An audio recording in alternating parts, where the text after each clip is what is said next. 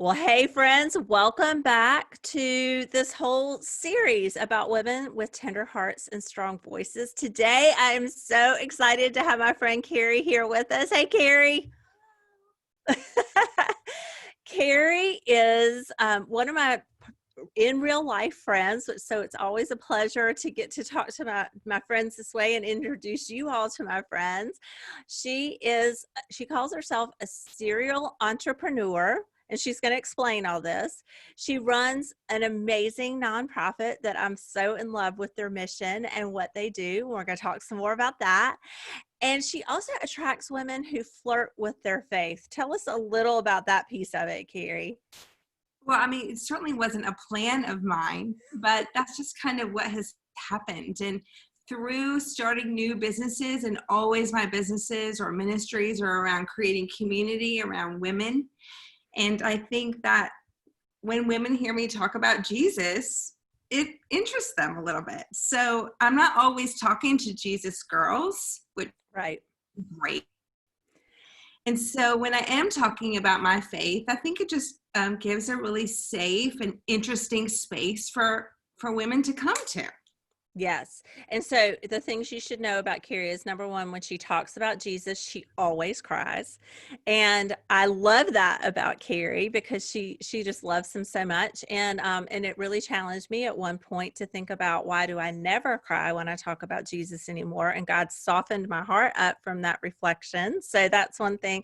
Is she's a people magnet. And especially women who aren't like churchgoers, are really drawn to Cary, and she's so outspoken about her faith in such winsome ways that a lot of women have come to know Jesus through Cary. So I love all those things about you. So Cary, one of the things that we've been talking about first in these conversations is this idea that each one of us has a need with our name on it. Like, I'm not special because I have this gift to write and speak, and you're not special because you run a nonprofit. But there is this driving force. There's this need with your name on it that compelled you to start this nonprofit. So tell us about the need with your name on it, and then the nonprofit that sprang out of that.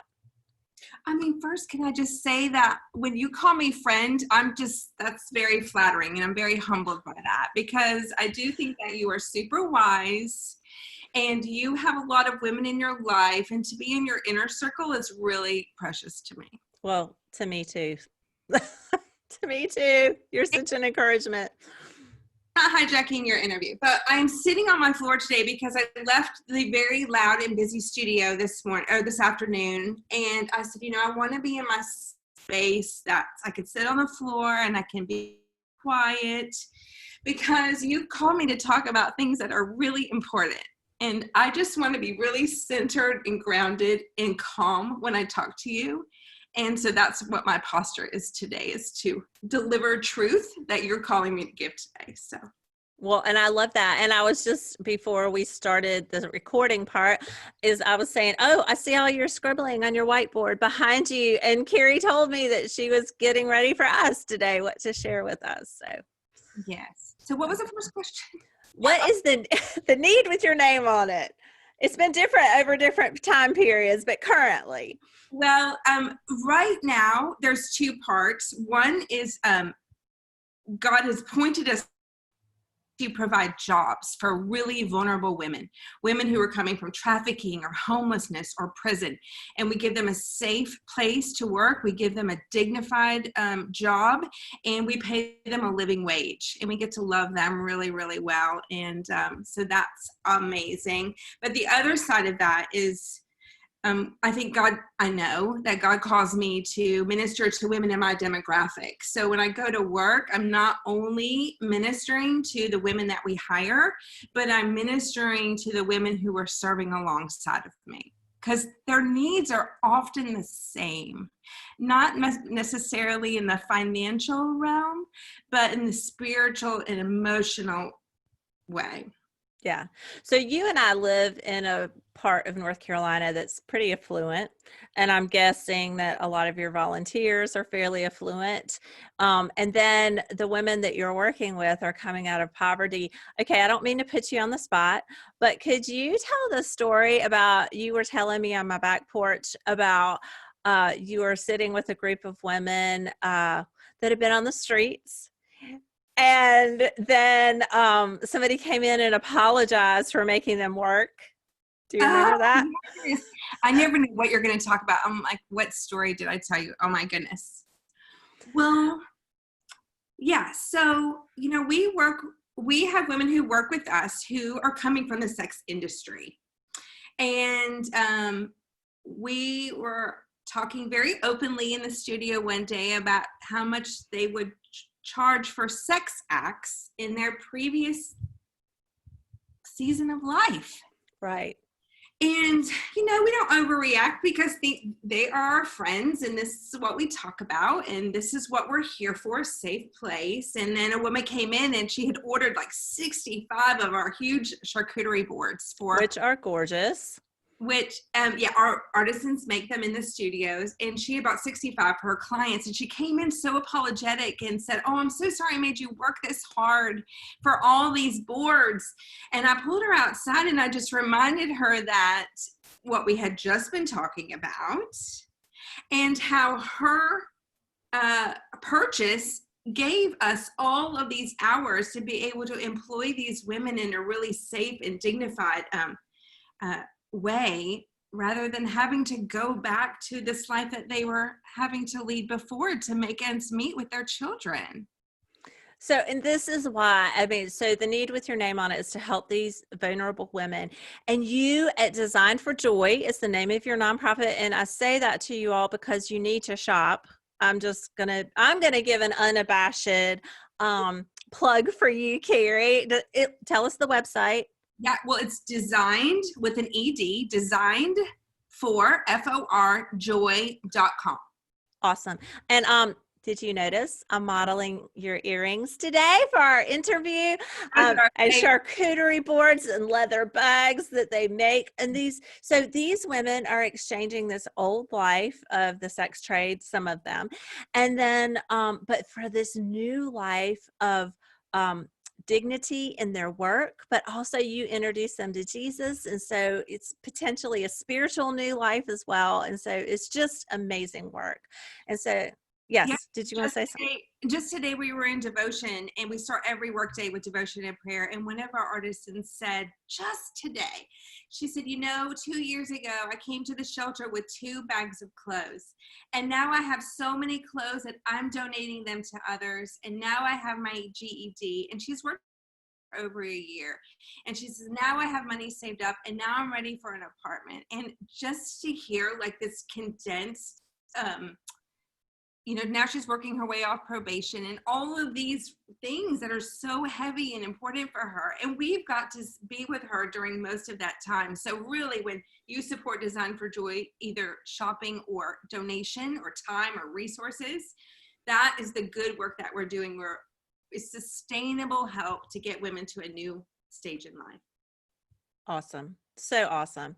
So one of the reasons that I had you on today is that this calling that you've walked into, because of the people that you work with, you're talking about kind of controversial things like the sex trade. Like some of our listeners today, your hair might have caught a little bit on fire thinking about having a conversation about the cost of sex acts, but this is Cary's life, right?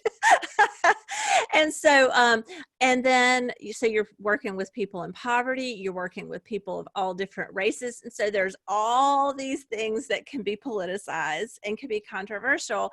And you're very bold in very winsome ways, I think, on your Facebook page and on your social media, because you're a social media maven. And so what are some of the arguments over time that you've heard the most? Like give us an example of something you've put out there and the arguments that you received. Well, I don't really get a lot of arguments because I am really careful with the way that I deliver my words. Yes. And so I do have people say, like, Cary, I cannot believe some of the things that you say on social media and you don't get the lashback. Well, it's usually because I'm not talking about politics. I'm not talking about policy. I'm talking about justice and loving people. And Right. how can we make this all work? So it really is in the way that I phrase my social posts. That's good. That's really good. Well, tell us about that. What have you learned? Give us a tip about how to phrase things in such a way that we don't set a bonfire. Well, one thing is that people are reading it, and Keep in mind. whether you have 2 friends on Facebook or 200 friends on Facebook, people are reading your stuff. And so I try really hard not to respond emotionally, especially if it might charge someone. And because there's so much weight. And, I will say stuff on social media, and like weeks later, someone will say, they never commented. They'll say, when you wrote XYZ the other day, let's talk about that. Or what did you mean by that? So I think we should all assume that people are reading and they're tucking it back into their brain. And like later on, they're going to pull that out. That's so good. We do, I'm reverting back to my notes because I really journaled for this event. So awesome. I don't want to miss anything. Well, we do work with women who are coming out of trafficking. And right now there's so much misinformation about trafficking. And we do, just about 70% of the women that we serve are Black or women of color. And so when we talk about like Black Lives Matters, this is also another like trigger for some people. And also refugees. We hire women who are refugees, and also women with criminal history. Like, we have felons who work with us. And so, I mean, you can imagine right now with this political environment that any one of those 4 things is a hot topic to so many people. Yes. And I think I can present it in a way that feels like a safe space. So is that hard work? To do it that way? Yes. Well, I'm a people pleaser more than I like to admit. And so I don't want anybody mad at me, and I don't want conflict, but I am an 8 challenger, but only in the best way, like empowering women. And so I'm just wondering here. One second. I lost my train of thought.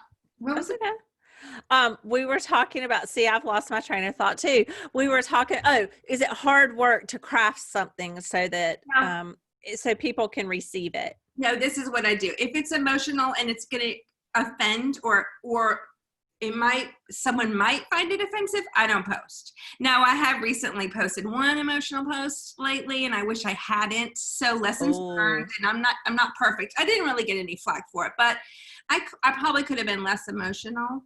And I really, if I know it's important, there's something in me that makes me like think about it more and more and more. So I'm a walker in my neighborhood, and I'm always either praying or listening to podcasts, and I just have to like really process it. And then when the words come to me, then I know that I'm ready. But I don't push anything out that I'm not ready to actually talk about. That's really important. I mean, I think that's a huge takeaway. If nobody else hears anything else today, like we shouldn't speak up for these things in our heart impulsively. We can do it with intention.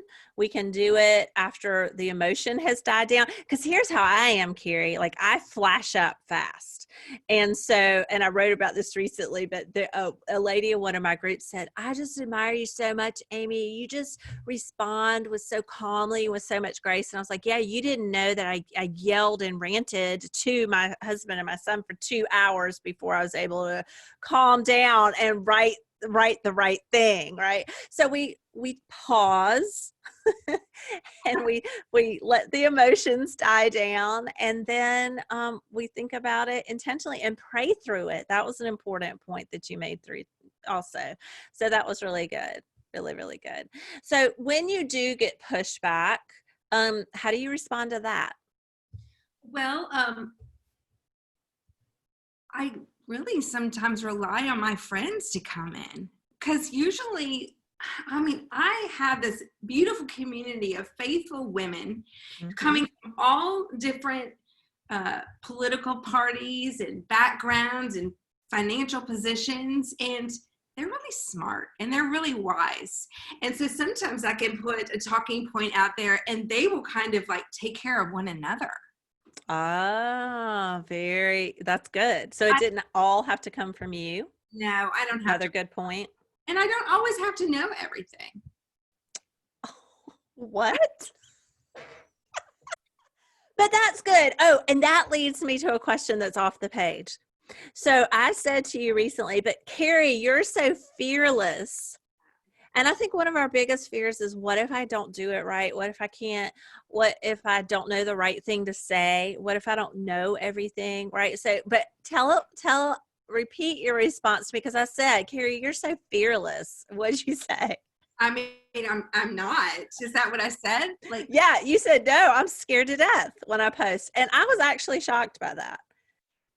yeah, I mean, we all know what can happen on social media. Yeah. Yeah. The wrong thing, and it might be taken the wrong way. And yeah, I'm not, but I'm careful. But I know the risk that it might upset someone. But I'm never out to upset anyone, and that's because how am I going to lead people to my ministry and my Jesus if I'm out offending people? It's awesome. I mean, Yes. really, like, if my words are not attracting people to Jesus, then what the heck am I? Right.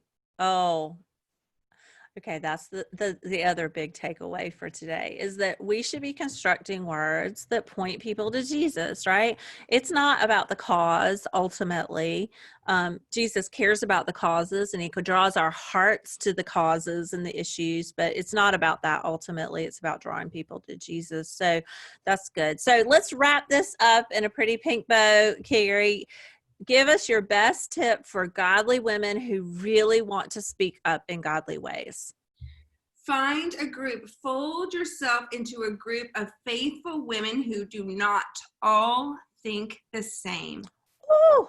And this is where you will be able to practice speaking up on social media, but you'll practice in this small, like, safe group where everyone is vulnerable and people will challenge you in loving ways. And I think your boldness will grow from there.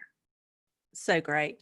And just a practical way to do that, Cary and I and another friend, we've kind of formed, it's new. During COVID, we've been meeting outside. We met in a parking lot one night and brought a picnic, right? But we are three very strong-minded, I would say, but also love Jesus more than anything, women. And we talk about stuff, and we don't agree on everything. But we love each other and we love Jesus, and it's challenging and it's wonderful. And we can, like you said, kind of practice on each other. It's awesome. Yeah. So, well, Cary, thank you so much for being with us today. And for those of you that are listening, go to designedforjoy.com and check out all the beautiful things that Cary's artisans make. They make everything on that page, Cary, is that right? We make most of what you find on the website. We do support other international artisans. And my partner, Kristen Seido, she's our designer. She teaches our women how to make and craft all of those different products. It's beautiful. So thank you so much for being with us today, Cary. You're a gift. Thank you so much. You are.